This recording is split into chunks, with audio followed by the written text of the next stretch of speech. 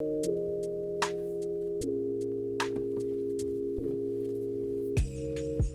right, guys. Welcome to episode 9 of the KodaCast. Today is a very special episode. We got two guests to my left here, Navin and Nathan. If you guys have been in the car scene in the GTA, definitely these will be two familiar faces. But we just came back from a PTN meet, which was pretty cool. First one of the season. First one. Yeah. Cars and coffee. Yeah. So first one of the season. It was David's first time in a GT3. Is that right? First time. How was He that? sold. Yeah, I think he had a little heart flutter there. It was good. Pop the cherry. There you go. There you go. That's what I do best. There you go. Right? Yeah, it was amazing, man. Yeah, I broke my Thank Porsche you for the virginity. ride. Yeah, you're welcome, David. You're welcome. Glad to have you with me. You screamed a little bit. No, it's okay. Like that girl scream, you know? That's okay. A little bit of He tear. said it, not me. Tear coming down the He side. said it, not me. At least the tear went quickly out the window, right? Yeah. There you go. I'll definitely send you what David writes on his grateful board practice tomorrow. Probably he's grateful that he didn't soil your carbon seats. Yeah. Right? He'll just clean them. I'll just Yeah, clean it's okay. them. Just you clean know? them. Just steam them out. I'll never know the difference. It's got to be on the house, though. Yeah, If it's for your sure. shit, you take care of it. Yeah, of course. Okay, good. Okay, so today's episode is mainly around kind of our love and our kind of interest in the Porsche brand. It's, as you guys can see behind us, we have a GT3 and a GT4. Both these cars belong to Nathan and Navin. So I know you guys just recently, added that to the stable. So who wants to start with Mine's faster. Navin's the ambassador. He is the official Porsche ambassador here, brand ambassador. I do work for Porsche. I work at a dealership. Yeah, here this in is my Toronto. first Porsche, so It took me about 8 months to convince my brother to buy a Porsche because after 8 years. he likes showing off with Ferraris, and that's not cool. Yeah, I can't have a brother like that. Yeah, So definitely. I mean, these Ferraris and no, in all honesty, like the Porsche brand itself, it really speaks to like where we come from, which is the tuner, like tuner lifestyle, tuner culture. It's a very niche group of people. It's not like they're all enthusiasts first. They all came from somewhere, and like definitely a lot of the Porsche owners like you guys met today, they're just car guys, man. They're passionate. They love what they do, right? So definitely owning this car and working for the company and wearing their apparel, it really speaks to me. So definitely, like, I was the kid who had a 911 on the wall, remember? Oh, yeah. It's like back in the day, yeah. I had, like in Scarborough where we grew up, like they'd have Scholastic book fairs, and they come with the posters, Yeah. and I'm like, oh, $8, I got it, I'm good to go. Load up my Walkman, and I bought the yellow roof GT2. Remember the yeah, poster? I remember that. Yeah, and then it broke because I put it in a frame and it fell. But whatever, I still had that for a long time, right? So definitely, I mean, I don't know. You can say car culture is part of our blood, man. We've been doing this for ever since I was 16, and That was like in You were- 1942, man. He 12. was old. yeah, he was 12. Yeah, we started this literally just from a love of cars. 87 Mustang, I think was the first one we ever did, Yeah, 87 Mustang. and then it became obviously a different obsession where we'll talk about later, I'm sure. We're not gonna start. We're not gonna. gonna This turn podcast is not Porsche. gonna be about 866. these. But it's okay. It's okay. These This is about lovely Porsche. machines. Yeah. Yeah. That's my point. We'll keep it Porsche. I'm happy. I'm happy that you're part of the Porsche brand. I'm definitely excited. I think it's more about affordability, right? Because a suspension or brakes on a Ferrari is going to cost you more than a Porsche. So fuck that. Yeah. No, thanks. And also, you don't have to show off. Yeah, you don't have to show off. You don't have to be a dick. How about you guys? Porsche? In the future, NSX for a Porsche? David, you go ahead. You start with what? After your ride today. Oh, after my ride today? What do you think about Porsche? Oh man, I'm like speechless still. There's no words. It's a true driver's car, right? You actually feel the Yeah, road. you feel everything. The noise, man. Yeah. The sound of the Fall in exhaust love. and everything. Yo. Yeah, specifically this one's a 0.2, so it's got the 4-liter in it. Yeah. It's individual throttle body, and it just essentially after 4,000 RPM, it just starts screaming. Yeah. Right. Whereas Nate's is the 3.8 C2S, similar motor to the 911 C2S, but his is stick. Yes, it's a little bit more raw. It's a bit more fun. It's a little lighter, a little bit more nimble. It's a lot slower. Would you compare it to your lovely NSX that you had for 13 years? You know sir? what? I had that NSX for quite some time. I was telling you earlier. Sold it about 5 years ago, and I tried to replace it with everything: exotics, track cars. And who told you the GT4 would be? The only car that actually comes close to the feel of that NSX is the GT4. GT4. Mid-engine, lightweight, very nimble, very solid to the ground, and stick. Very visceral. You're connected. It's the second most connected vehicle we've ever driven to the ground. Don't say we. Don't include me in this. Why are you including me in this? The most connected vehicle we've ever driven is an 86. Is an AE86. AE86. It's an old Corolla that your aunt and uncle probably had, and And then we bought off them for probably like $500 back in the day, and now they're worth at least 15 grand. We'll do a little plug for the 86s for you guys. little plug. What do you think? No, you guys tell us. Is that okay? We might as well, because I've been hanging out with you guys this morning, and I've probably heard the 86 probably 80,000 times. 86 so- times? Yeah. 8,600 times? I'm gonna throw up. Should we play some, Speed Boy or something? Oh yeah. we'll Some just... deja vu, There you go. So for everybody out there that doesn't know, we're talking specifically about the AE86, known as the 86 Toyota Corolla GTS, made famous by Initial D. That's not why we like it. We were not fanboys. Little bit. We were I'm gonna admit it. We love it because of Initial D. We watched it together. Like every day, we watched every episode together. It's what opened the door. You watch the cartoon, you're like, this car can't be that much fun. Then you drive it, your world opens And up. then it snowballs to 25 years later, and you have 4 of them for some. We've had 8, but now there's 4 apparently sitting around. Okay, so back to Porsche. Porsches, however. Yeah. I don't know how to. Porsche's been like, yeah. My first 911 was, gosh, probably like 6 years ago now. It was a 997.2 2009 Carrera C2S. I bought stock, 30,000 kilometer car. Went through like 3 different iterations. It was a cup car first, like a cup car style first, BBS LMs, roll cage, Recaros, whole shebang. And then I did the cup car front end off of it, which is kind of unique, first, like one of the first ones in Toronto. And then one night I got really drunk and ordered a wide body kit for it from old and new, did a full slant nose kit on it. I cut the car. I think the alcohol had to play a part with him cutting the mint, beautiful, low mileage. Yeah, that car was 30 white K, body. man. Yeah. There you go. So yeah, I mean, it toured. It had air ride and whatnot, and it toured. It toured the show scene. It was also purple. Yeah, it was purple ultraviolet. It was black originally. We stripped it down, painted it, went purple. Boston wheels, Toyo tires on it, definitely. So I mean, it was one of the headliner cars, one of the organizers, or I guess one of the main team members of Import Fest as well, right? So definitely we used that that car. It was one of the highlight cars. The first year it came out in 17, and then for that, with that version of it, and then in 18, it continued to be that, and then I sold it. Yeah, he wanted to be less flashy, so he got an orange Porsche instead. Yeah, then I bought a. Thank you. Yeah, well, I'm flashy too, right? So it's okay. It's okay. So my first month working at Porsche Center in Toronto, this lava orange 911 GTS came in, and I fell in love. And the owner was super cool. I'm actually really good friends with him till this day. Essentially, he traded the car, regretted trading the car till this day, and then I had that car for a year. Yeah, perfect family car. Rear seats for little kids. So it was a lava orange, very well spec'd. It was had the lava orange interior, PDLS plus headlights, black wheels. That car had full paint protection film. You guys do all that kind of stuff. Rear paint protection film, and as well as full ceramic coat on it. I love the car. Tracked it. We did about we were speaking about PTN earlier.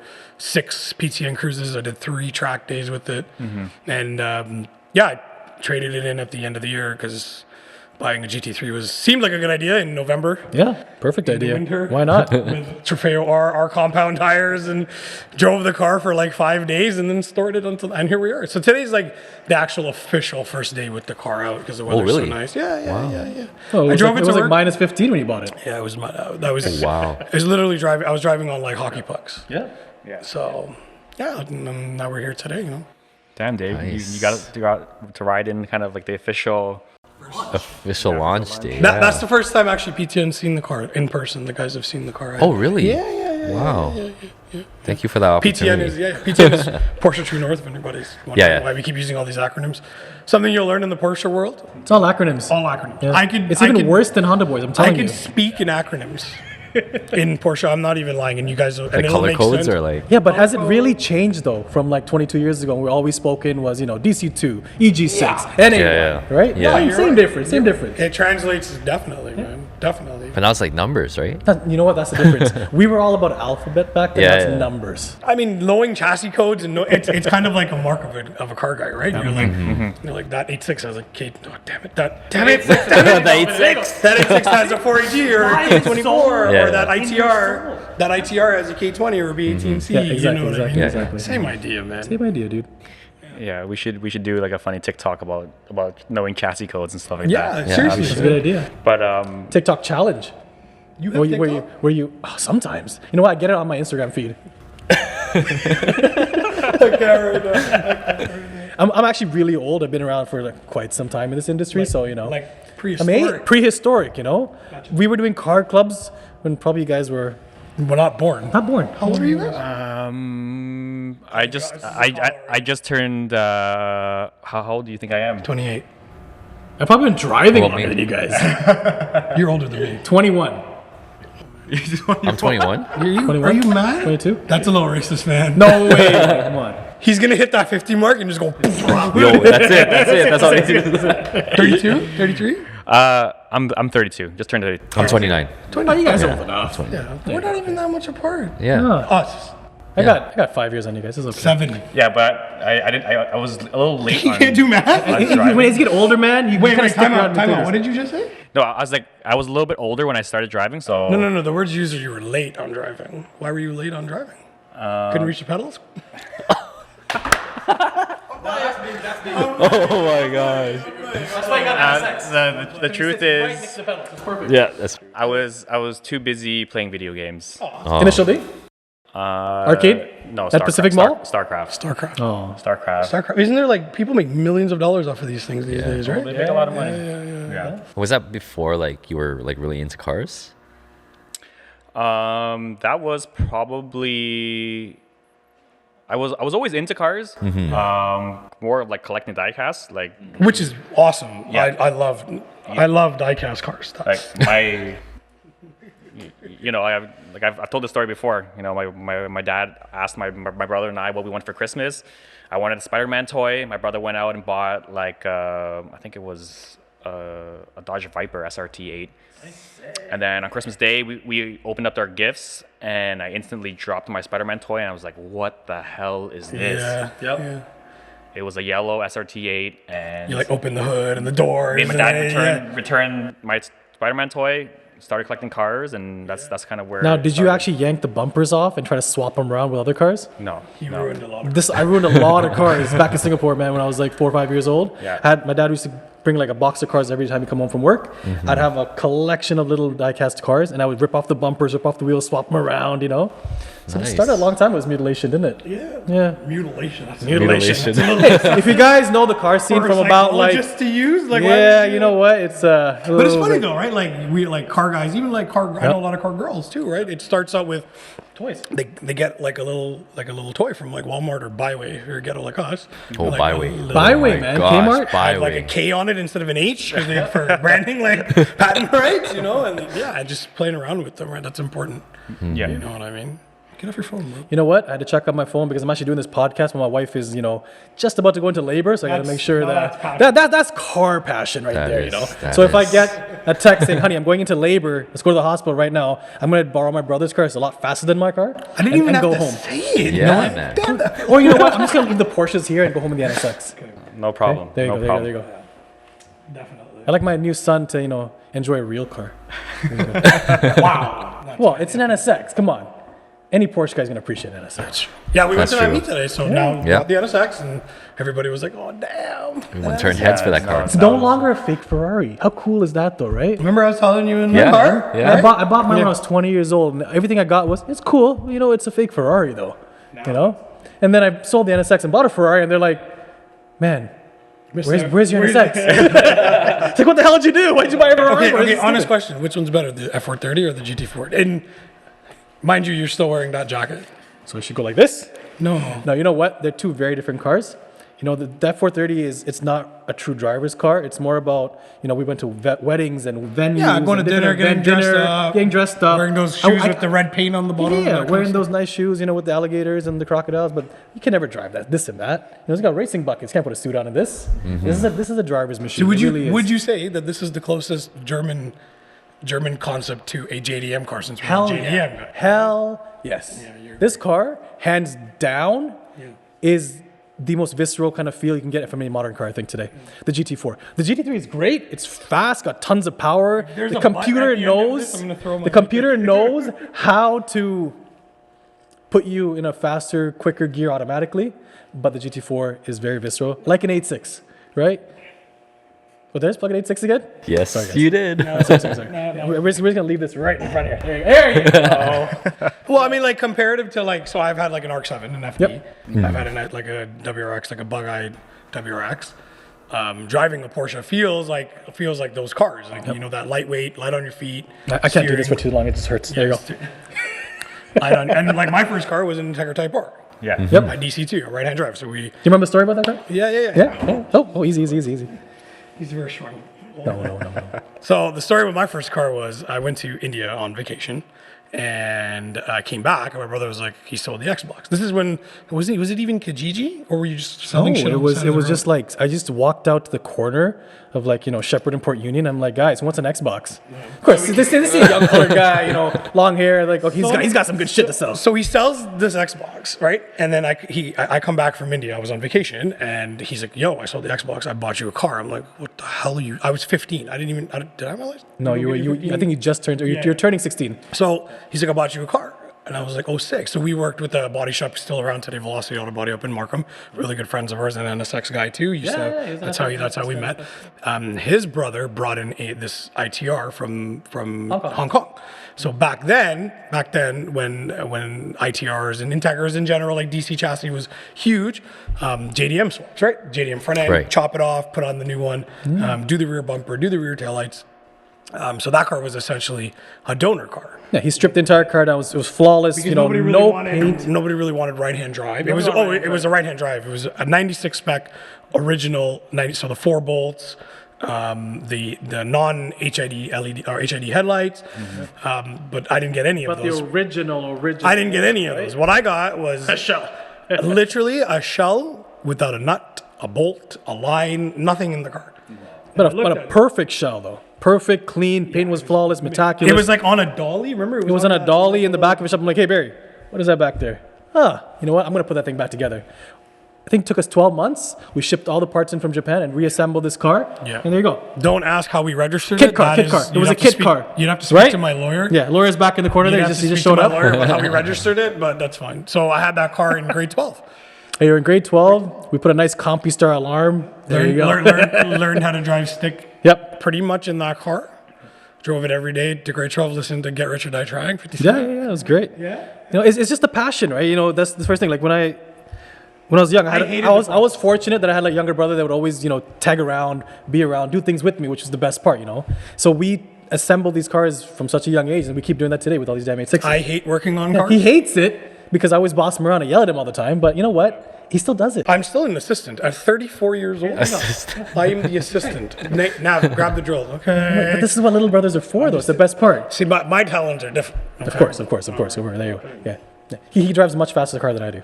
There you go. I'm also very single. That's why I don't need to. I can buy whatever the hell I want. Yeah, got it. Like I said, I got a kid coming in a couple hours, so yeah. So the ITR, I drove all through grade 12, and I literally almost got T-boned in it. It was one of the reasons why I sold the car. Right-hand drive is very difficult to drive. that? I traded that car straight for a 2002 WRX. Okay. Bug-eye, WRX, stock. So the ITR the guy still has, by the way. I was in contact with him last Johnny? week. Nice. John, A long time, yeah. Cool. He runs a lot of the HADA events, like the HADA autocross parking lot pylons and stuff like that. Autocross. Okay. Yeah. Anyways, we can go for days on the GM. And we'll tell you where that car led to, the WRX, the next vehicle. WRX went to Ultimate Racing back in the day with a Stage 3. It was like the next day we dropped it off. Yeah, we dropped off immediately. Pretty crazy. We got 17 years old. It was too damn slow. Everybody was like, "Oh, you guys are ballers." Like, no, we don't have any money, man. No. Just do it. Just do it, man. Lines of credit are a great thing, guys. I'm telling you. As long as you work hard, the next summer paid off. You work more in the winter when you can't drive these cars. You pay it off, right? Full of shit. So after the WRX, I sold that but it was a stage 3 built. Ultra Racing had like 500 horsepower. A Whatever, lot whatever, of whatever. torque, a lot of power for a little 4-cylinder, right? So that because a friend of ours was building a R32 GTR in Japan with the company called Zenitani. They're like renowned for RB26s. They're known for all the like B&R chassis. At the time, I was taking some Japanese university. I'm like, you know what? Let's just go. You know, I know the language, the culture so well. Let's fly over there. We went to Japan. We went to Japan, stayed there for like 11 days.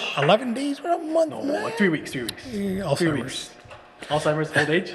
So we stayed there for 11 days. We went there. We had a translator. One of our friends that we met is an importer-exporter of all the JDM cars, right-hand drive, whatever. He met us there in Yokohama, and we went to the shop. Literally bought the car. So the car, we spec'd it the way we wanted. You know, we had the motor built. It was an original TH1, which is like the dark purple. Yep. Pretty rare. It had T37s on it, endless front BBK, endless rear BBK, but the motor was popped. So like it was some guy in Japan tracking, and I'm like, hell yeah, I'll take it, like whatever. We did a full build, you know, spec'd the way we wanted it to. It was all Tomei. It was essentially a Tomei Renesas motor, the crate motors that you can get from Tomei. One of those, but without the T04Z HKS turbo. So we put R34 N1 turbos in it. Had the block heat treated. It was honed, hardened, honed, everything. Yeah. Had Tomei Pond Cam. Anyways, it fun. was like 800 horsepower. It was ridiculous. Yeah. Then it took like 4 months to come. JDM. Why do we talk about JDM so much, right? It's the feel. Right? It's the feel. These cars are so visceral. They give you the feel. First time I drove that R32, I didn't shit my pants. Yeah. It's just one of the scariest things. Like it was an 8,500 RPM rev limiter, like 32 pounds of boost. Do you think it was more fun than the GT3? No. No, right?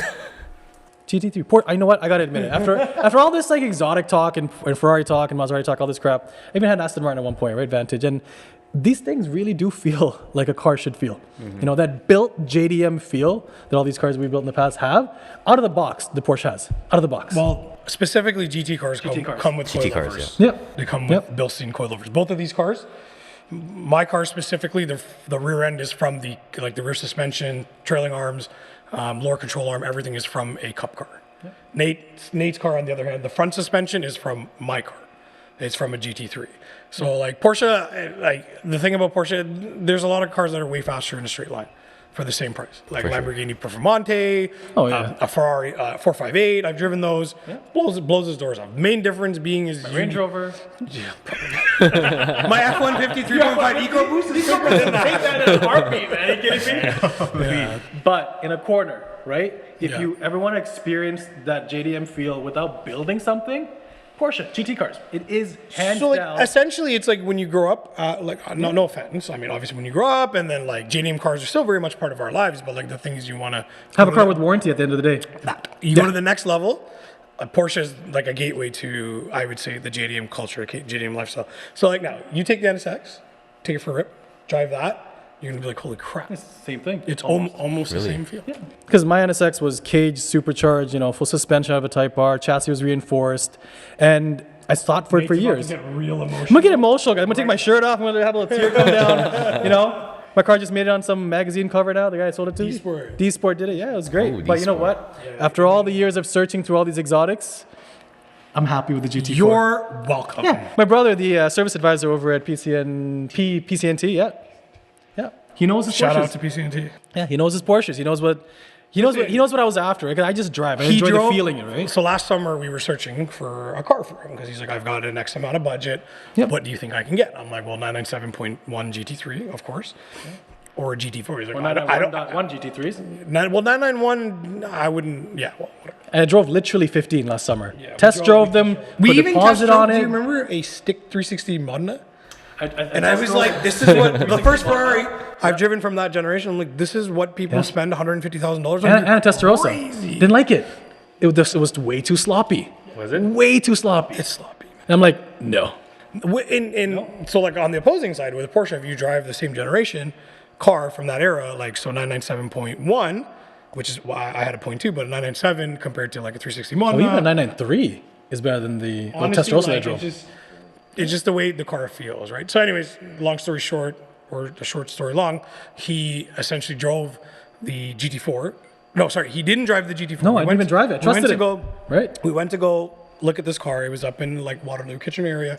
The car super clean, low mileage, It's It got checked a all the really right good- boxes, right? You know, like when you buy a Porsche, I know this is going to sound weird because we're from the aftermarket and we build JDM cars.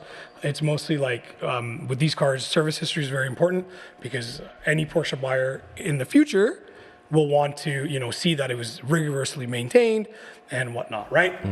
Mileage is always there, and then obviously Porsche has a really, really, really good warranty program, which is by far better than because you could go to the track, blow it up, and then bring it. As long as it's stock, obviously, no modifications, anything of that nature. But so, anyways, he didn't even drive the car. Nope. He got in it. This is the first week I've driven the car. Exact words. He got in it. I'm like, get in it.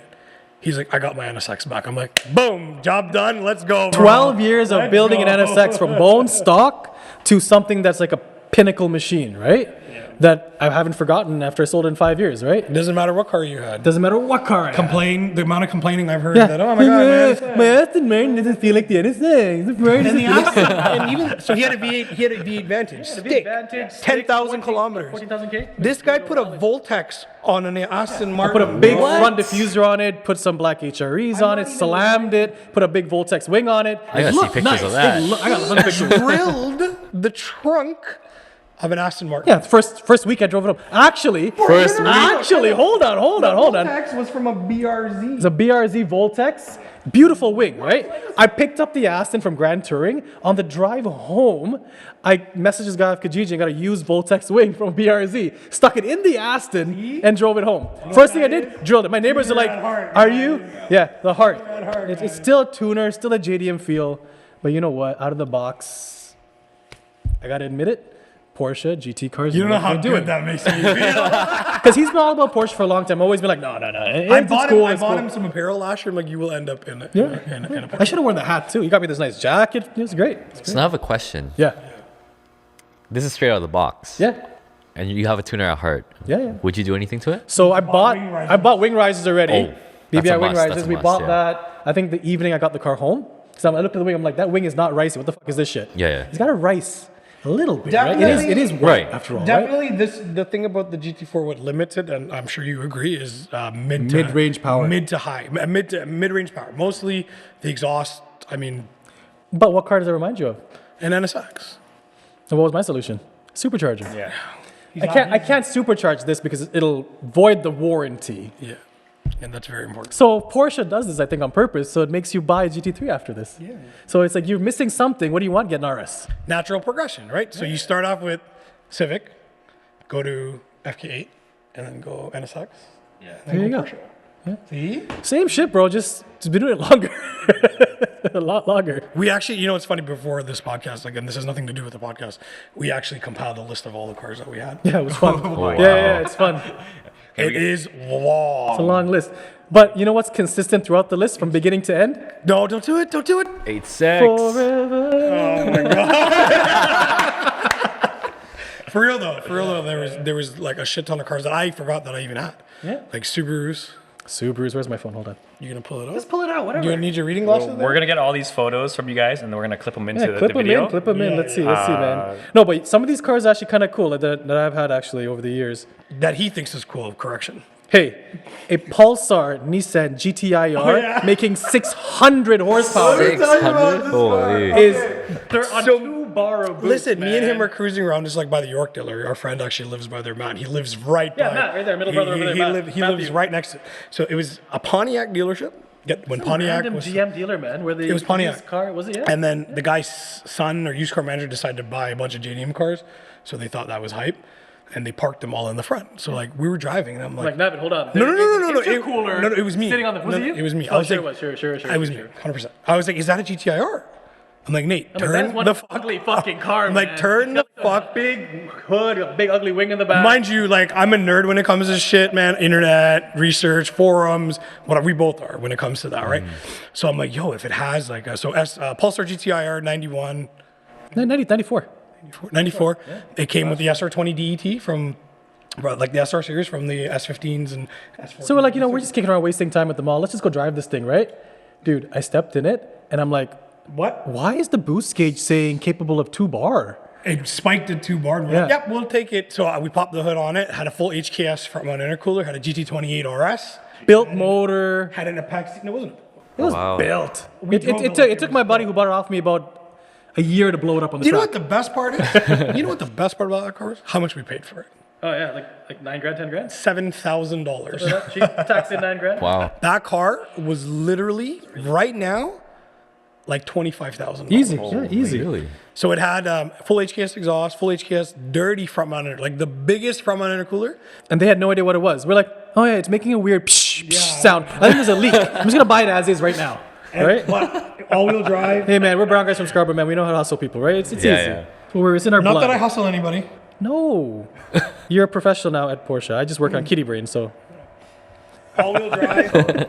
you know what? It's not. You know what? I'm looking at the list right now, right? The funny thing is, it's not just JDM cars that we're into, right? There was a time when we loved BMWs, right? Yes. Like we had E46 M3s for a while. E39 5 Series is the one that sticks out the Yeah. most for me. M-Tech. 530i. Yeah. If I can find an E39 M5 right now, that's not on Butchered. I know someone. 100 grand they you want really? for it, right? Yeah. Yeah, but he's not gonna let it go.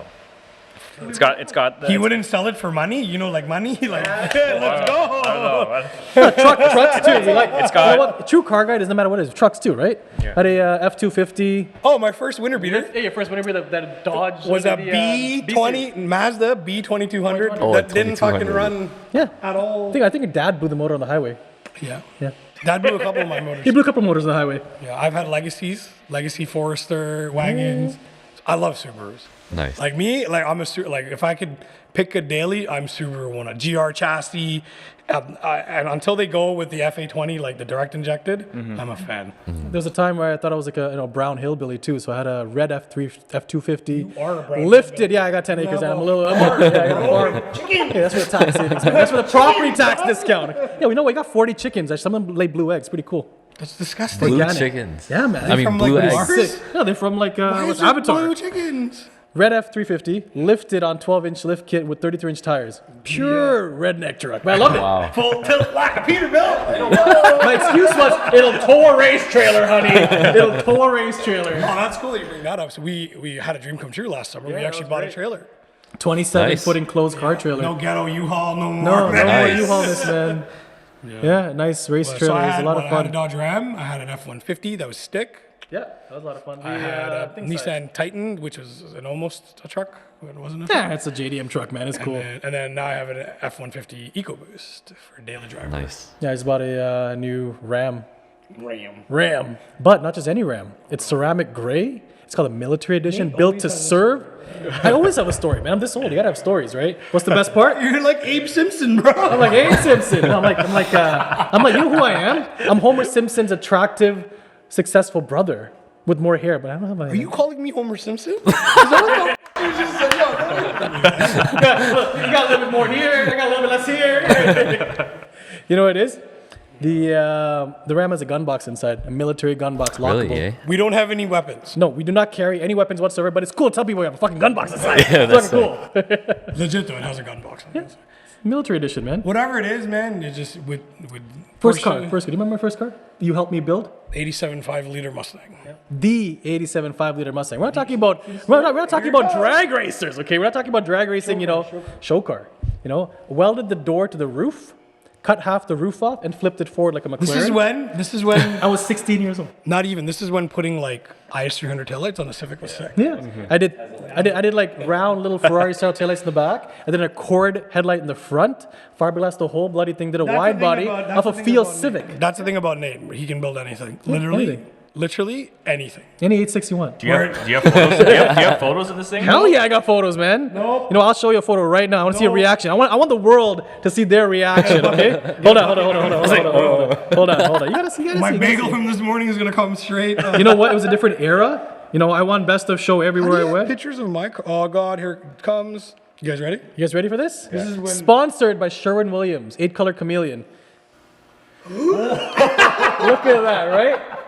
Yeah. You're gonna put up a picture of this. The size of the It wheels. used to shoot. Holy. Little 16-inch wheels. You guys can put in the comments whether or not this thing is like light it on fire. Hold on. But the best part about this car was what was on the dash. Oh yeah. So this is a time when, we were from Scarborough. We couldn't afford the latest LCDs, TV Again, screen. he stole one of my gaming machines. I took his PS1. I wasn't into video games. I just saw them lying around. I'm going to do some shit with this crap, right? He had a PS1. I cut and molded it in fiberglass into the center console, the Mustang.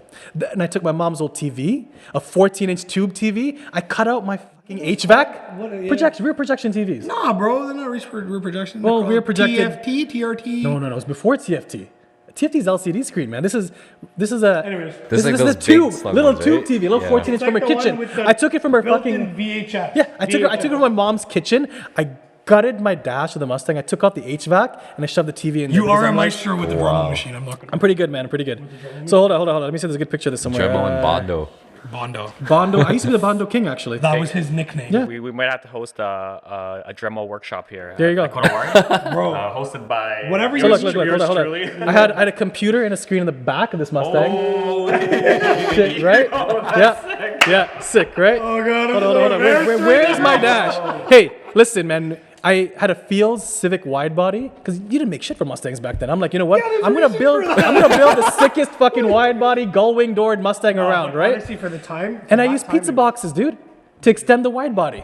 And I put fiberglass on top of pizza boxes. The big wow. New Yorker, the best pizza made still to date. Legit, that car was like blood, sweat, I was what, like fucking 12, 13 years old, man. I'm trying to find a picture of the TV in the front dash. But you know what? Oh yeah, show him on your phone. Because here's the thing. I go into every parking lot meet, right? Coffee tier me, whatever. I'd run the extension cord out from the gas station or from the coffee store, and I plug it into my Millie's? my broken ass power inverter because they only last for so long back in the entire shit, right? I remember Dude, replacing. plug it in, and you were the talk of the town, man. Kids used to line up to play Xbox and play PlayStation 1 in my Mustang. Motherfucker, mother crazy. This PlayStation 1. You know what game we played on loop over and over and over again? Gran Turismo Gran 1. Turismo. that's it, One. man. Gran Turismo. And this is how car culture evolved, in our household, in our lives. It's just something that's Even progressed and progressed. our dad Yeah, had me like too. some pretty badass cars. He had like a sedan DeVille, like a Caddy, or like a Park Avenue with like a leather roof. Like we used to polish that shit. Polish that roof. And the best thing was I took my dad's white Caddy to prom, and I learned a really cool trick to doing it with the brake pedal. So you come off the brake on the brake still over and over DRE. again, and you hop the front like a low rider. Pretty much, right? Look at this. You pump the throttle and you pump the brakes, and the car actually would hop because it's such a big boat, right? Heavy as shit. Listen, my brother used to be the biggest like Gino Bambino brown guy. Back Oh in yeah, the I day. bought a Mustang with stripes, man. Before I butchered it, it was a silver Mustang with black stripes. How much that shit is worth today? That car was actually Really nice. that car was sick. Our mom drove that car. I was sick one day at school, it at home. and there was no car. Yeah. My mom popped in this like 400 horsepower, 5-liter. Shooting, flames out the side. And my mom's little, man. She's tiny. Little tiny brown woman, man. I'm gonna pick him up from school because he was like throwing up It some had shit. like it had like the Hirsch shifter. Hirsch race shifter, yep. Yep. Cool stories. So again, why do we talk about this old crap? Because you know what? The feel. Right? Yeah, we're old. Out of the box though. Yeah. Will we build these things? I don't know. Yes. Probably. Would I put a wide body on it? I think I'm past that stage in my life. I'm not gonna put a fiberglass wide body on this thing. You know or what? You cut know it. what? The biggest thing I've built a couple cars that are like rocket body. I had a car that went to SEMA and shit like that. The biggest thing about when you cut these cars is you gotta have no regret. That's it. That's it. It's either you do it or you don't. No regrets. No regrets. So like when people would like, I've built cars with the team, like the Import Fest team and stuff. Like one of the main organizer or the organizer, he brought a brand new off the dealership floor RC350 F Sport. Yep. And we cut that the next day. Didn't even flinch. You know what? This is a really good transition to why we like 86s so much. Because you can cut them all day long. Not give a shit. Right? Well, guys, you guys definitely really like, 86s because I noticed we could do an entire episode on this shit. the GT4 and the GT3 are black and white. Yeah. Oh yeah, there it is. The livery on this model in front of us is black and white. Was that on purpose or? No, man. Yeah. This is not a podcast about 86s. This is not a podcast about 86s. It's about Porsche. 8686. And yes, it's pronounced Porsche. Porsche. Porsche? Porsche. Porsche. Porsche. Porsche. Porsche. Porsche. Isn't this the same argument Porsche. that Oh, Fresh Prince. Fresh Prince had? Yeah. It's Porsche. Porsche. No, this is a podcast about two brothers with a dream. And You Martin Luther King. there it goes. Down, bro. Yeah, I had a dream to annoy the shit out of my little brother and make him build shit with me. Yeah. Yeah. Started. Well, you know what? Now it's progressed to houses. Whenever he comes over, he helps me build my house. Slave labor. Slave labor, man. It's free. Hey, if you need me to help you build your man cave, Let's do it. We're going to do a This place podcast is live. beautiful, by the way. First time here. Yeah, love it, man. Absolutely. Well you guys done. did a great job. If you guys can create this in my guest house man cave, let's do it. You got that? You got I got land. I got land. yeah, that 86 livery, we can paste it on the walls. You don't want me ever Dude. to go there. You want to ask me the color scheme of my house, by the way? Oh, God, Nate. Hop in. My house is white Yeah. with black. White and black. White and black. My kitchen is black. No, but for real, though, you guys did an excellent job. Yeah, great job, man. I've been to a lot of tech, shops, Yeah. like in we've seen a Cali, couple over the years, Miami, in Vegas. I've been to a couple of shops that you guys did an honestly fantastic job. This is not a shameless plug. I'm just being honest with you. No, we've seen a lot of shit, man. We've been around the world. High Literally. quality stuff. Seen shops in all over the world. Yeah, I asked you guys for a quick wash today. You spent like an hour and a half on the car, man, which is Gotta do it right. Gotta do it right. do it right. Yeah, that's a motto that I live by. If you don't Yeah. do it, if you don't, it's got to be done right the first time. That's it. It's for the passion, right? You know, for the cars. That's the thing about the scene too, right? In Toronto, you'll notice a lot of kids. Well, not kids. I can say that because I'm old now. But You're big grandpa now, huh? a lot of people, they just do it for the sake of doing it, right? And then they just kind of disappear, right? The people that have been around for a long time. We were talking about a friend of ours, Varun. He's been around for 20 longer than us. Yeah. And that's impressive. That's if you saying a ask lot, me. yeah. I started to fall off for a little bit. I just started getting sick of like politics and all this stuff. That's why I joined Porsche. Because Yeah. you know what? Back in the club again. The aftermarket is great. I love it to death. I love building cars. Like I said, SEMA cars for car shows, track, like whatever. But I couldn't do it professionally, man. Like as my day to day, never. I got like, it was great while it lasted. I thank you to everybody who gave me the opportunity for it, of course. But working at Porsche has really like grounded me to the point where it's like, yeah, this is what I want to do. Like I'm a service advisor, and like it's not just about like working for the brand. It's like a lot of the people I work like the clients, they're enthusiasts. They're like, they love the car, whether it's like a Cayenne or a Macan or whatever it is. Like I have a lot of like Taycan clients that I deal with, and that's just like a whole new breed of like, Really? enthusiasts coming. Wow. You know, and that's I was talking to these guys in the back earlier about this, and the passion, right? That's what actually Porsche has, and you know, becoming a new Porsche enthusiast. You saw it today. That was like the first time you were like. It was first time I was in the Not- collective, not- right? Nice. It's the passion is there. The motorsports passion is there. You know, like motorsports, right? It's all there. You know, you like mind you, I've done like events with other companies as well, and been to their track events, but it's not as raw. 19, what the fuck? Literally, I mean, no. Remo's great. You know, we did great events at Mosport. It was a lot of fun. You know, it was catered, but it was all cocktail dresses and you know high heels. My wife loved it, mind you. Wow. My wife liked the all you can eat, you know, shrimp and all you can drink, Yeah, wine and champagne. But this is more raw, right? And I think that's why this speaks so well to the JDM crew, right? The JDM crowd. You go two different directions. You go either like, you know, you put gull-wing doors in your Mustang and a wide body. Hey, listen. That was a huge thing, okay? That was huge back in the day. Or, you know, you put the latest Mugen strut bar and you put the latest, you know, Type R strut bracing on your NSX or whatever. Wow, it may be. you're dated. Hey, listen, man.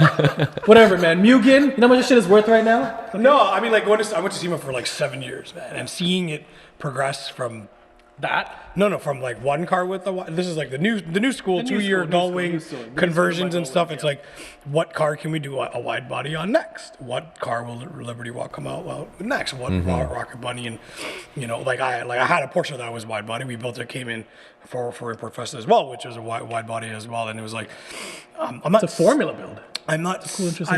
I'm not sick of it. Don't get me wrong. I love them. Didn't we just order like a 15-inch wide body for a Corolla? Different. And you're going back there. But like, honestly, like, I saw a Liberty Walk GTR on the highway yesterday. And I was like, I saw a Liberty Walk GTR wide body on the highway. And it looked like he drives it through winter. Yeah. Like, yesterday, and this literally happened yesterday when I went for work. And I was like, I'm over it. That's when I know that I'm done doing that. So like you said, like you go two ways, where you go down that path growing up, or you go down the whole motorsports path.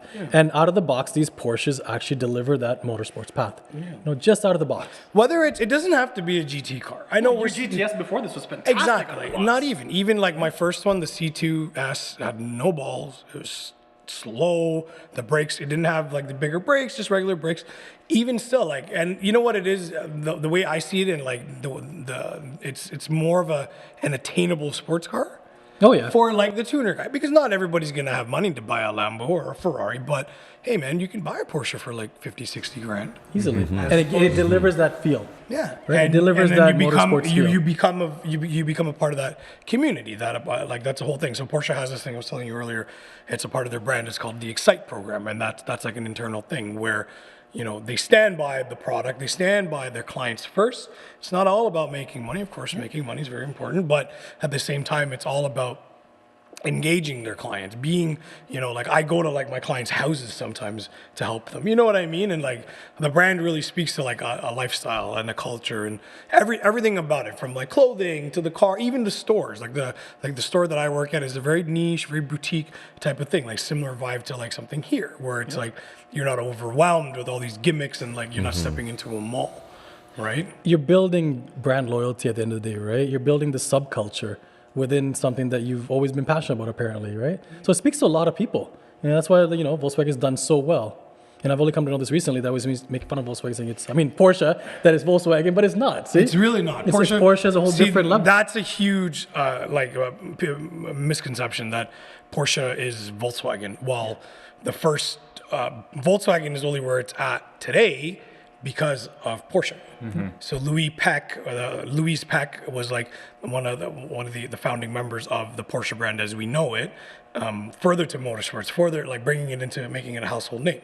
And the way she did that was a channel through Volkswagen, the Volkswagen Group. And like '08, Porsche bought back like 65% stock in Volkswagen. So technically speaking, Porsche owns Volkswagen. Which is a very Correct me if I'm wrong in the comments, but I just did a brand ambassador class about this. Yeah, he knows a lot more than I do about this. Well, I mean, it's just that's the thing about the brand. Again, like you become so like intrigued by all the ins and outs of it, right? And the corporate environment, the corporate kind of mentality here is different from other manufacturers. So with Ferrari, Enzo basically said, well, this is actually what he said publicly.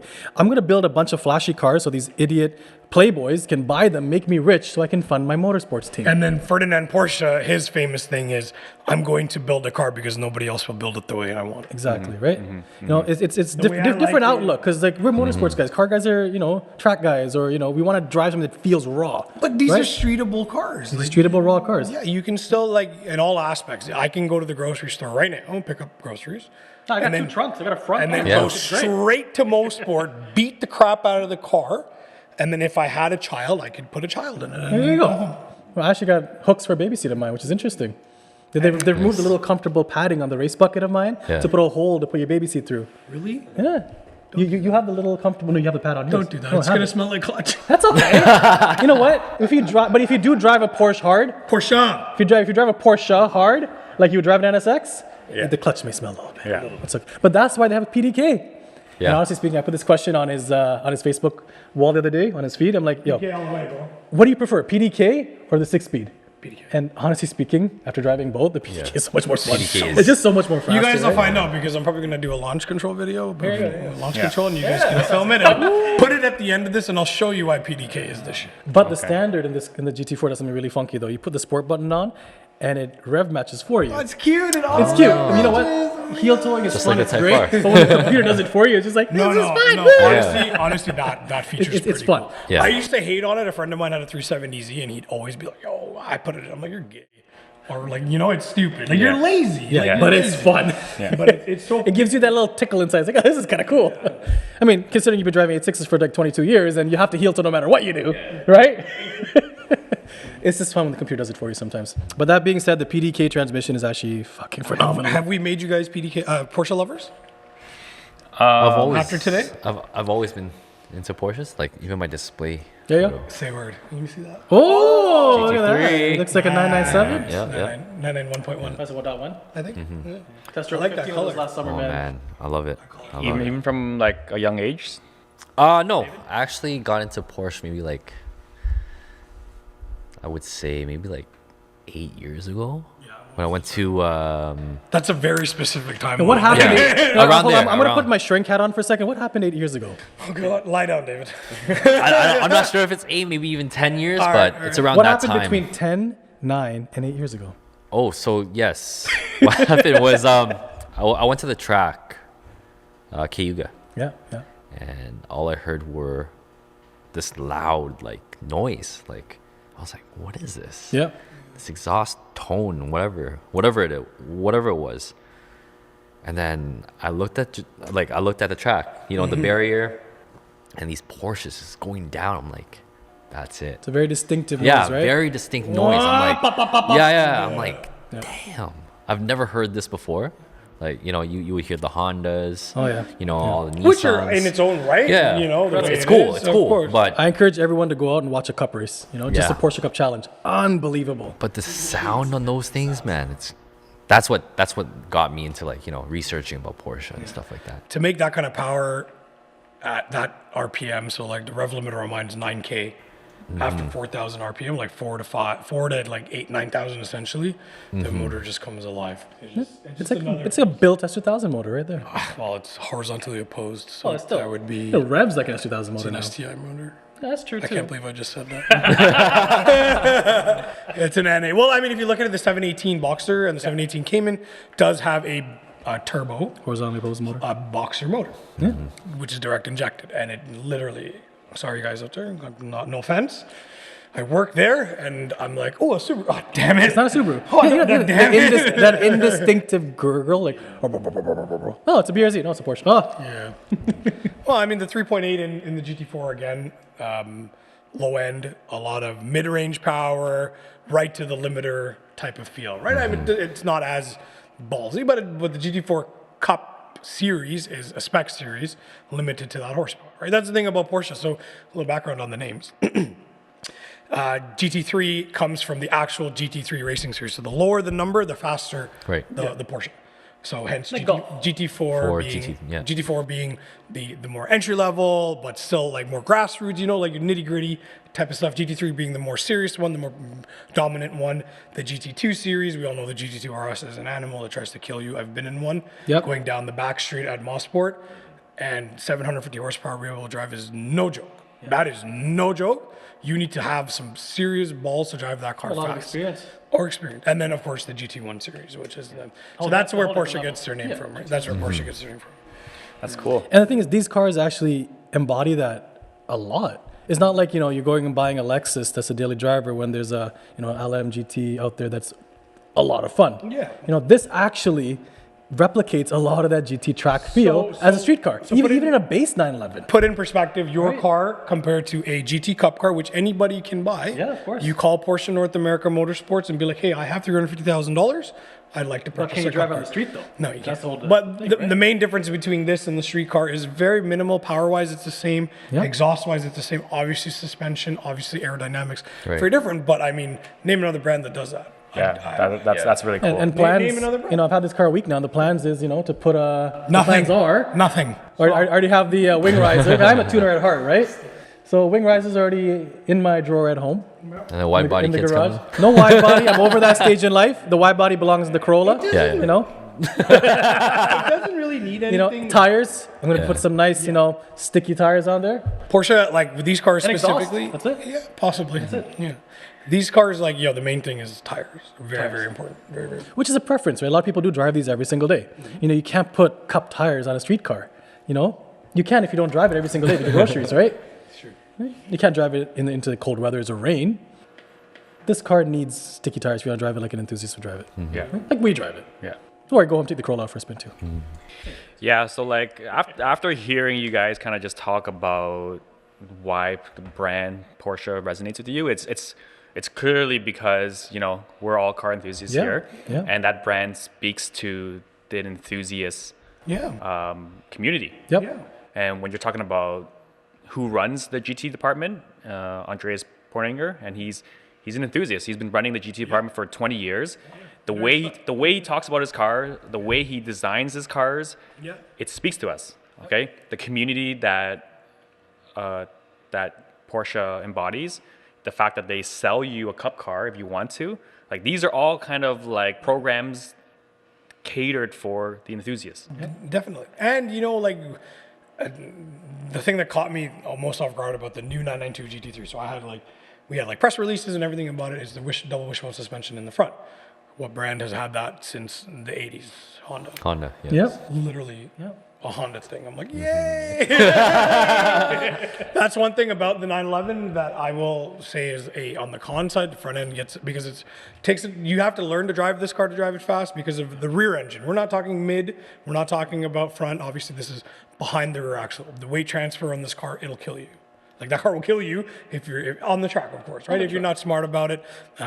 So definitely, When you're pushing the car, obviously. there's a little bit of front end lift on the car. So the double wishbone suspension tightens that up. Yeah, I look forward to driving it. You know, that's something that I think these 911s always lack. I mean, I've driven 911s for the last 20 years. Don't Well, put the black and 911 in the same sense. Well, you know what? I've never liked the feel of a 996. The front end was way too light. Yeah. You know, I've driven turbos and I never drove a GT car though. A lot of turbos, a lot of 4Ss and Good luck trying whatnot. to find one of those 996. Yeah, but back when when I was in the NSX heyday, these 996s were everywhere. Cheap, dirt cheap. A good friend of ours, who's also a good friend of Yeah. Omar used to have one, silver bullet. You know, those cars weren't fun to drive out of the box, I thought, because the front was so wishy-washy, right? I'm like, I'd rather put money into a Honda instead. I'd rather put money into like a GTR instead, right? We're tuners at heart. Yeah. But now it's become so much more refined. Yeah. And that's why I'm finally on board, and that's why I'm wearing a white Porsche jacket, and my brother's wearing a black Porsche sweater. Porsche Match our sweater. Porsche Motorsports Porsche Motorsports. jacket, sweater, to match our color coordinated cars. I didn't even notice that until I see how much the passion, the mindset has actually got into our psyche. I didn't even realize he's that. wearing the same color as his car. I'm wearing the same color as mine, apparently. You're welcome. Yeah, apparently. Right there. How many people would kill you? What am for I gonna do that with all my jacket? red Ferrari clothes? Burn it, light it on fire. I don't know. Throw it in the garbage. Yeah, that's a badass jacket, by the Yeah, way. thank you. Know, like when I saw that jacket on YouTube and AP was wearing it, I was like, we gotta design a jacket like that. Yeah. It's super cool. But like we keep circling around these similar topics that obviously are important to us. It's the driving feel. Yeah. What is the driving experience? What does the car make you feel when you're driving it? And the reason that I love Honda so much is, the first motor that I swapped into my EM1 was a Type R B16B. Yeah. And the way that motor revved out, it wasn't particularly fast. No.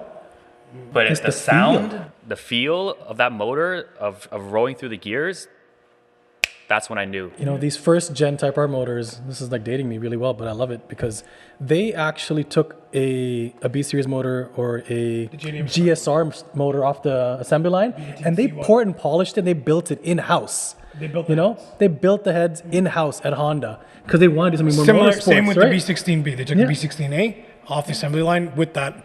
They took that. Or a B18C and then turned to B18C1. Yeah. Right? C5 No, it's the US. C1 into the C5. Yeah. Back in the day. Oh, well, B18C actually JDM motor. This is- Yeah. Well, if you have no markings on no the end of marking it, is it means it's the first generation GSR motor. Yeah. They took off the assembly line and poured and polished. So if you have one that just says B18C, it's a gold mine. C5 is USDM. Yeah. USDM. Yeah. So Yeah, but you're 100%, man. It's Yeah. lightweight, high revving, Yeah. fun, visceral. Yeah. Yeah. It's the feel, right? Yeah. And that's something these cars these days don't have. Like the Lambos and the Ferraris, they honestly don't have it. I mean, I've driven a Performante, and it's god awful fun. Like it's ridiculous, but I don't want to pay You- you $500,000 lack the connection. for a car that I can get with can something that I buy- paid, half the price for. You can buy a you know what GT I car mean? for like a used GT car for 200K, and then put another 200K into like 7 Corollas, right? Or Hondas. Or Hondas. Or Hondas. No, the reason we keep bringing up these old cars is because these older Civics and Hondas and Integras, they have that feel. Yeah. Right? It started Mind you, all- the visceral feel. Mind you, got to spend a little bit of money in it. A 1986 Corolla is a piece of shit. Right? It's slow as hell. It dynos at like 70 horsepower. A Civic DC, Honda, like an Accord. I remember H22 swaps were the shit back in the day. You grab an EG6. Yeah, grab an EG. The JDM feel. Even though we say these cars are similar, I'll be like, truth be told, you won't get that feeling unless you're in a JDM car, It's a an progression. S2K, NSX, even the 350Z, EG6 Subaru. build. Yeah. That feel is definitely what sparked my passion for cars. And I remember, like, I grew up loving Lamborghinis and Yeah, Ferraris. yeah. Like I love the Diablo. Like one of my favorite diecast models was an F50. Nice. Like these were the cars that I loved, and I never really knew much about Porsche. Yeah. I remember talking to Sherry's sister Sheena, and I would ask her what her favorite car, because she's a big enthusiast as well, and she's like GT3 RS right away. Perfect. I didn't even know what that was at the time. I remember one time I was driving up the 410 North, and there was this car that was just like screaming from behind. Blew past me. It was a 997 GT3 RS. Damn. I'm not sure if it was the first gen or second gen, but it was dark gray with like the orange wheels and orange livery.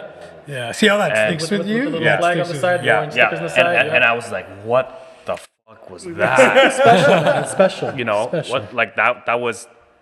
I found out that it was a Porsche, but I didn't realize like how special it was until, you know, I spent a lot of my time on YouTube. I spent a lot of my time watching car reviews, watching like automotive enthusiast channels.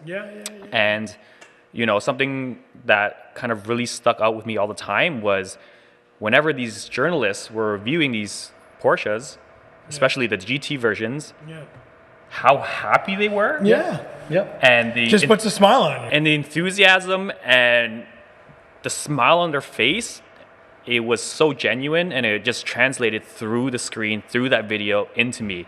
And I was like, I don't know what these cars are, but I gotta fucking find out. You know what, man? Because a lot of these manufacturers nowadays going after the exotic market, after going all the big money buyers, they're going for more luxury. They're going for more sex appeal. They're going for more drivability. You know, start and stop, whole nine. Technology. You know, you have that flash, you have that power, which is obviously there. These Lambos are hell of a powerful car. But how attainable are those cars to like a regular tuner? We're talking about like the tuner car, right? What we enjoy, what we like the most, are these vehicles that feel raw. Right, the vehicle that feel like they belong in your hands, right?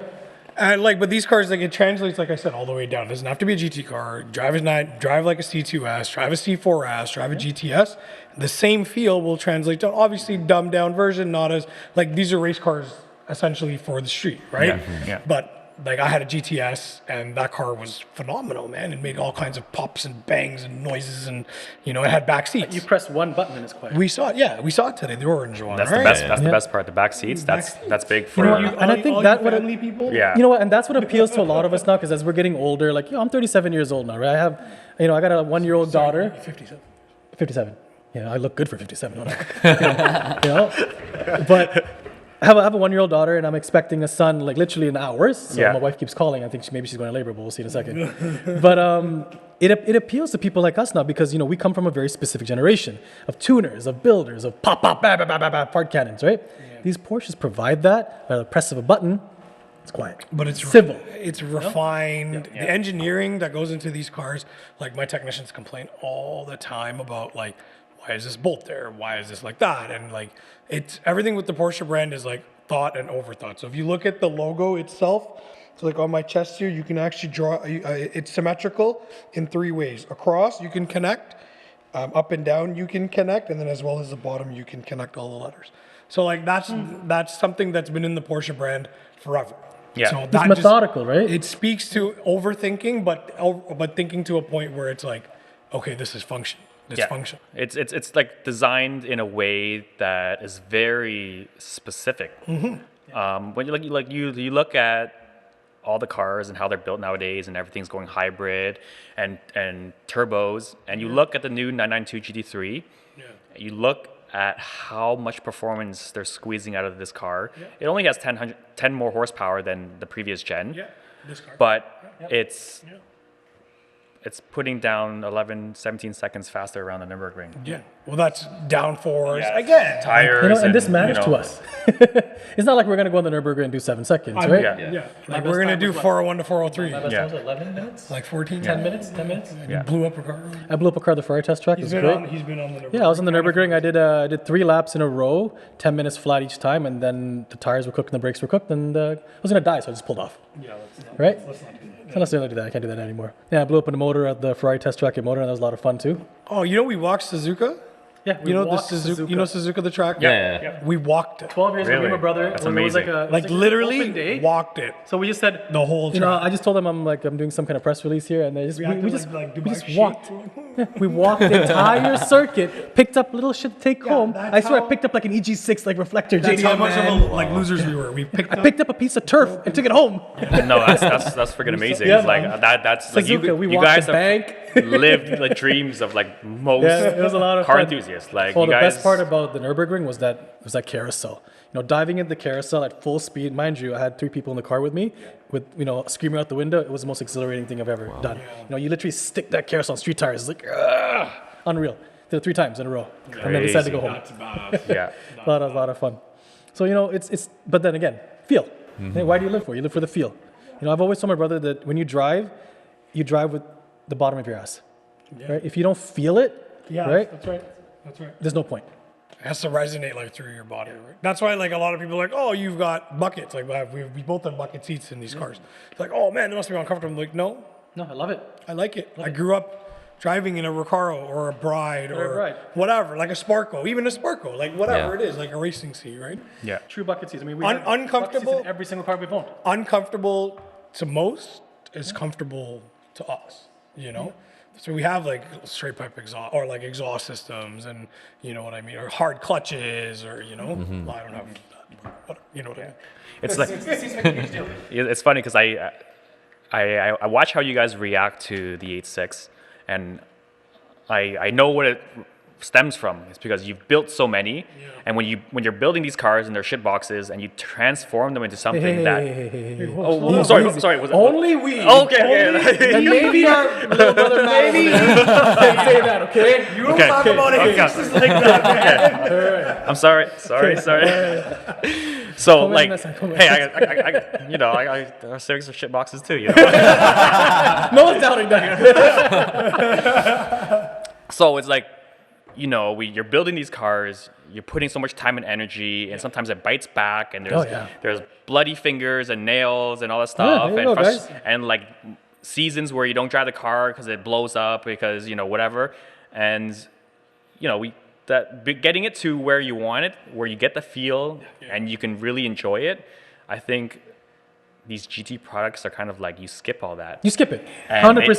it's kind of it's a progression, yeah, exactly. yeah. right? And, Mind and- you, you should always have one of those in the back corner too. I have a lot of friends that have GT cars yeah. and that other car. And the other car. That Whether have it be like a V6s. No, VR6 seriously, like or whether it be a I've got a Yeah. buddy with a GT3 RS, 991.2. He's got one of the sickest 86s in the country. Oh yeah. I've got another buddy with the 991 GT3, and he's building a replica of Tsuchiya's 86 Oh wow. in red. I mean, down to the T. It is Carbon stripped, roof and all, man. Really? It is stripped, gutted. We got to get that here. Yeah. He's a super cool guy too, man. You know, like, but again, it's same type of thing. you Yeah, know? it's not that we want to skip it because No. all those experiences, Yeah. that's fucking money. There's a right reason there. why these Yeah. people buy Porsches at the end of the day. Yeah. You know, it's the only out of the box car that delivers that feel. Out of the box. What does that mean these days? Like out of Right. the box, right? These days that means like if you look at the new M4, I watched Chris Harris drive Yeah. the new M3, and he's like they dumbed down the power. They took out the DCT. It's got a 7-speed automatic. Yep. They put they took off the like Michelin Pilot Sport Cup tires off of it, and he's like they've dumbed it down. It's still a fun car. Watered down. But why? Even the 992. I love the 992. Everybody knows I am a Porsche guy through and through. I live it, breathe it every day. The 992, I had one for a weekend. Compared to, I'm comparing this to the 991.2, my GTS. it has the same feel, which is amazing. I don't know how Porsche did it, but it's got like a screen in it. And that's not for me. You know, maybe that is for like someone that's looking to buy it. Same idea. The arch fenders and the hump and the headlights and everything. They actually went to a square cut front hood on the 992, which is similar to the G series. But I think with the new 7-speed, with the new PDK, the 8-speed PDK that's in that car, and the turbos, and now so like they're all turbo now, from the C2, C4S, the regular one, obviously the turbo is a turbo. I think it lost a little bit of that, and they're bringing it back with the GT3. Yeah. They're definitely which is very ricey, which is crazy. right? They put a swan neck on Yeah, it. swan Hello, Voltax, bro. Yeah, It's got a swan neck. swan We've been doing this neck. stuff for years, though. It's got a huge swan neck, and you know what? Like, I think that was kind of because I know a lot of the guys that enjoy the previous generation 911s bought the 992 and then went back. You know what the conclusion is here? The GT series Porsches are tuner cars and rice rockets for those that don't want to admit that's who they are inside. They're You all know, loud. if we're all tofu at heart, this is what. I mean, if we're all that again, that's why I wouldn't have thought of buying. Don't think of buying a Ferrari or a Lambo or something, right? I did. went straight. You did. You had it. Hey, you did it. Oh, kudos to you, man. It's a fantastic still car. like it. I drove it and thought I was going to break it because it Yeah. didn't last 10 minutes with me. No, it probably. I beat the crap out of this car and my last one and the one before that and my RX-7 and all of them. They get put like they're cute. that's They're what good you're supposed to do. They're pretty cars, but my philosophy, same with him, has always been enjoy it. Like I took the RX-7 to Vegas and then I drove an RX-7. Oh, a rotary. Oh my God, it's so unreliable. From Vegas to LA and I beat the crap out of it the whole it was way built, mind you. I mean, it was built 500 horsepower single turbo. built. That's another car that drives like nothing else. If you build that car properly, so my car today is still going. A good friend of mine has it. Went to Vancouver or sold it. Then now it came back to the city. A guy in Hamilton has it, and he loves the car. Yep. Same motor. I think he rebuilt the turbo because the guys in Vancouver. And people that love that car, they swear by it. Like we swear by 86s. Oh, it's just, rotaries it's are- just you do build that Yeah. that psychological niche in your head, right? You actually want that feel over and over and over again. But across the board, these things If you still ever provide get that feeling. if you ever get a chance to drive an RX-7 like a rotary, do it. An because, FD? Like so, mine was built like the motor was built whatever 10,000 RPM, 32 pounds of boost, and it's like it was scary and unreal at the same time, and it just again one of those cars that are like okay, this is like a tin can, but it feels like I feel the car vibrating. You know what I mean? I have a question for you guys. Have we inspired you in any way? Have you guys inspired? Yeah, in this whole culture, the scene, the feeling of it all. Of course. You know, Just from our talk today. Just when we were talking just from our about talk, Yeah. 100%. And that's why we're creating this content is for people to feel what we feel with you guys through Kodawari and like our brand, because That's a vibe, man. this is what, you know, everyone complains about negativity in the automotive industry and drama and politics. Oh, there's a lot of that. And there's always going to be like that. And, you know, my mentality is just like, how about you stop complaining about it and do something about it? So we're showing the cool side. Yeah. We're Yeah. showing the life, Yeah. the style, what it means, what these cars mean to us, why it's not just like a grocery getter or A and B, Yeah. or this ridiculous hobby that you're dumping absurd amount of money and you're doing a podcast when your wife's just about to give birth because it means so much to you. It does. So that's You know what? Like words of wisdom. I think we're getting to the tail end here, but words of wisdom would be like something that I learned, you know, with my time with Import Fest, moving forward with Import Fest, and all like I've judged the show for 7 years. I've ran the judging. I've done like the competitor.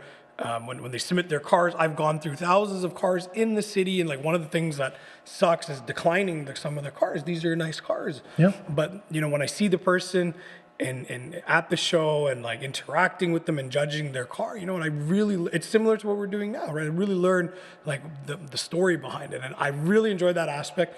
I've never, you know.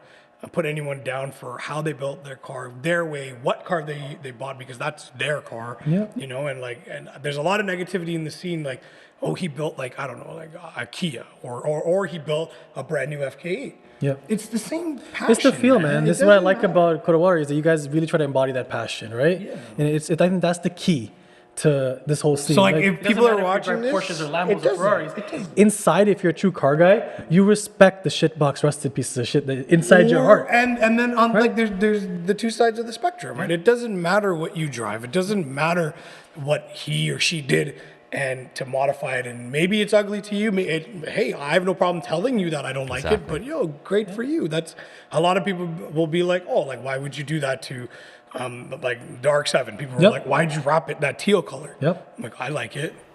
I don't care what you like. And So I'm going to put Fujiwara Tofta on the side of my door. Hey, I was gonna say that. Yosh, ii kuruma ne. So I'm going to put that on my GT4. We can make that happen. Let's do it. it's already done in Markham, bro. Enough of my boys have done that. Don't worry. So on like S-classes and Range Rovers, don't even worry about that. So, Don't even worry. you know, that's exactly it, man. And 21 years ago, I was 16 years old. God I damn, just bro. went and picked up. Dated, actually, son. no, 22 years ago, because I'm 38 in April Yes, you next were. month. So 22 years. I'm getting up there. I'm getting up there. So 22 years ago, I bought a 87 5-liter Mustang silver, and me and three other guys. Yeah, some guy was living in that car when I bought it from him, right? And me and three other guys started Car Club, and the whole philosophy was inclusion of everyone that loves what they had. You know, we had like 1,000 members in the GTA, man. It was the biggest car club, Team Evolution Concepts, right? out Team Evo. Yeah, Team Evo. Here we go, right? There's still some people in the scene around here and there that's part of that whole team, but thousands of members, man. It's like And- Millie's days. Those yeah, were back like- in Coffee Tea or Me. Tea or Me, And the whole principle for that team was just inclusion. It didn't care if we drove a pickup truck, a domestic, some weird rice rocket back then. You know, this was just a crew of everyone that loved cars, you know? And that's all it was. It didn't matter what you drove. It could have been bone stock with a sticker that said Team Evolution Concepts, right? And we had those too. We had stock, you know, Sebrings, Yeah. right? The passion was there. The only thing we asked was, do you have this passion? Do you want to, and $100 a year for membership, of course, right? Because we had to fund all the little events and things we do, right? I was like 11, man. He was a little kid. He was a little kid. He's called a mini me, right? He's coming around. Yeah. And that's all it was. It was a passion. It was a feel for what cars was in your life. Cars, trucks, motorcycles, everything, right? ATVs. Didn't matter what it was. Didn't matter what it was. As long as you had this, I want to do something to this car. I want to play with it. And I want to be part of a collective mind, right? And that's what, you know, I see that here now. I'm really glad you guys have this whole concept where it's not about the car. If you guys get time, Google Dark Nights 2001, Import Fest 2001. I slept in the bleachers at the At first Import Fest, man. At This the is Skydome. before this is before I was involved with them, the organization, anything. I remember that show, and it was at the Skydome, and the freaking roof opened at like 11 a.m. and I was like, "What's happening?" We just finished setting up, you know, 150 cars, 200 cars at Import Fest on the turf, and we had to sleep in the bleachers because we were just exhausted. You know, you want to hear something funny? You know what we used to call JDM cars? Jap crap? Jab craps. Oh, yeah, my neighbor calls For real. our Hondas Jap crap. Yeah. For real. Jap scraps. For real. And if anybody insults my 86, I will put Them through. a piston through it. It's funny, like when he got the Mustang, we hated Oh my god, yeah. JDM cars. It's fucking weird. It's so it was weird. And now I'm like, I've had more than any, like Yeah, a lot of people in I this. still got a 65. It's okay. Yeah. That's why you keep that. That's why I keep that. Remind me of what I was. Yeah, man. Like I'm really glad we were able to do this today. Same, man. Thank you. We're gonna learn a lot from you guys, especially you talk about Team Evo and inclusion and just about your enthusiasts. You find a similar passion and you guys do it together and have fun, create memories, whether you're modifying Hyundais or driving GT cars. Yeah. It's the same Not to love. put down Hyundais, all right? Yeah. All you Hyundai. Hey man, we had one incredible Hyundai on Team Evo. It was wide body. Still has it. Yeah, it had like 4G63 built motor. 4G63 in it. Yeah. No, I'm happy to hear that Hyundai, the Veloster N is a That's a great car It's too. A lot of fun. Yeah. So, Kodawari Collective, we had the word Kodawari that resonates with myself and when I went to build here, and we were just like, what goes along with that. That's a great And- segue. Tell us what it means, right? And Kodawari. yeah, Kodawari means the uncompromising and relentless pursuit of a craft, Yep. of growth, of learning, Amazing. committing yourself to something and bettering it. You know, I kind of want to have that mentality with my builds and just kind of my journey as a car enthusiast in general. Yeah. So, yeah, so we had to use collective. Well, I just felt like it was right. I know that word is thrown around a lot on a lot of clothing brands and stuff like that, but you know, I have big hopes and dreams for what this community could be, and community is the word that always comes back to what I want to build here. And you know, doing it with my team, doing it with other car enthusiasts, not just locally but around the world. Yeah. You know, connecting with them, showcasing our builds, you know, showcasing the world what Canadians can do. You know, the goal is to have Don't sleep on Toronto. You know what, man? You have something that we didn't have 20 years ago. Yeah. You have a medium, man. You have the medium. Yeah, you have the Definitely. tools. Like, dude, we didn't have any of this. Yeah. You know, we used to meet at the back of some dirty parking lot. Still did. We did that this morning. Oh, we did this morning too. But I mean, that's all we had. But now we have another level here, right? Yeah. And that's what we're trying to do with our content, with our builds. You know, you guys have been all over the world. You guys have been to SEMA, to Japan, been to like Europe, and we're gonna do that as a team. We're gonna show people, you know, like all the beautiful corners and little niches within the car community. Yeah. And hopefully get our builds to SEMA, to Tokyo Auto Salon. That's Goals, man. That's- Yeah, man. that's And what there's we're gonna enthusiasts do. worldwide, man. Like we went to, like we're Indian, right? So we went to our little villages in Kerala, and there's car guys there, man. Modified, like little shit boxes, but decked out, wheels, exhaust, lights, everything in their own way because they love it. You know, they can't drive a Ferrari through like the little streets and mud roads there because we're from a very like rural part of the South, but they have amazingly built little vehicles there. A lot of fun. It's that culture, it's that passion, right? You know, and like speaking to like what you're saying, you want to translate it all over the world and stuff. Yep. Use like the Porsche, Yeah. like the way they think is consistency. Be consistent to your craft. Be consistent to how you build yourself. Be consistent to like the people that are around you, and that'll speak volumes, man. It'll help you grow. It'll definitely help you keep going. That's what keeps me going, and definitely for him, it's just like staying consistent with the way I feel, not only with the cars that I drive, but like the way I build them and the people that I keep around me. And it's a huge it's a huge part of the industry. Yeah, there's so many trends and people doing it for all the wrong reasons, Yeah. but that's okay. Let you know, the people do what they want to do. They'll but weed themselves out. Trust me. They will. But at the end of the day, you keep the passion, right? That's all it is. But you got to respect it too. Yeah. You know, it's a very, like Japanese culture is very huge on respect, right? And I'm glad you guys picked, you know, a Japanese word for it because it speaks volumes of the car culture itself. You know, it's about humility. It's about class. You know, and a lot of people forget that. It's not about money. It's not about how much you spend on your wide body or your wheels or your engine. Yeah. Right? You can even throw- though it's a throw great. You can throw tens of thousands of dollars into a build, and I've seen it. spend $10,000. Exactly. Honestly, like tens of thousands of dollars into a build. I've seen people do it, and the results are just poor because they're doing it for the, like you said, like, you know, the sake of doing it. Yeah. Don't ever, you know what, if you're not going to do it right, don't do it. Don't do it, yeah. Don't do it. Yeah. Okay? Awesome, guys. This has been a blast, man. Thanks It's for been having awesome. us. Yeah, no, thanks for good way to end inviting this. us out to Yeah. to the PTN meet. Hopefully Definitely. we can plan and do a lot of cool stuff this summer. For sure. That's a big goal of ours is Pack this place with GT cars. GT cars with 8.6s, with Hondas, 240s, you know. FDs. You know what? Some Volkswagens too. Some really nice V-dubs. There's a big car culture there too. You know, there used to be a crew called, and I think Club V-dub or something, right? V-dub. Yeah. V-Dub Nation. V-dub Nation, yeah. Toyota Nation, you know. A lot of these guys exist, man. They're still kind of around too. They're kind of old fogies, It's but our job yeah, to make sure that that has to stay alive. You know, there's a reason why. I didn't do this, by the way. You guys did this, okay? When you set up this table with the mics here, all this fancy stuff. You guys put the GT4 on the table, and you put the 1986 stock Toyota Corolla, Fujiwara edition, on a carbon fiber plate, on a pedestal. on a pedestal. Right? Why? This thing is so much. No, that's actually Takumi's version, so that's a Formula Atlantic motor. Yeah. So, but still. I Why put did you do that? I put it on a carbon plate because that model is worth $2,000. That's why. And you're picking it up, bro. Wipe your fingerprints off of it, man. I think I've earned the right to pick up that car after all the stupid blood and metal filings in my eyes. Awesome, man. It's been a blast. Thank you, guys. Thank you so much, guys. Really appreciate you inviting gonna- us. It's been great, guys. We're gonna do many more of these. Dope. Thank you guys. Yeah. Okay, that's it. Awesome, guys. Episode 8 is wrapped up. Thanks for watching, and stay tuned for the next episode.